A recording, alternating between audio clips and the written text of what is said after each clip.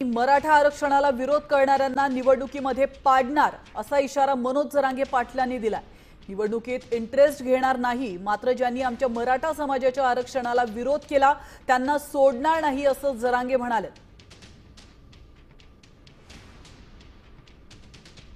मी या निवडणुकीत नाहीये, मी या नगरपालिकेत नाहीये, जिल्हा परिषदमध्ये नाहीये, स्थानिक निवडणूक आहे आणि स्थानिक निवडणुकीमध्ये सगळे आंदोलनातले चेहरे शक्यतो आमच्या समोर असतात। आम्ही कोणाला मदत करा म्हणायचं, त्यापेक्षा आपल्या मराठा आरक्षणाला विरोध कुणी केलाय त्या तालुक्यातल्या जिल्ह्यातल्या नेत्यानं त्याला मराठा कधीच मतदान करणार नाही, जरी फिरला सोबत तरीही करणार नाही।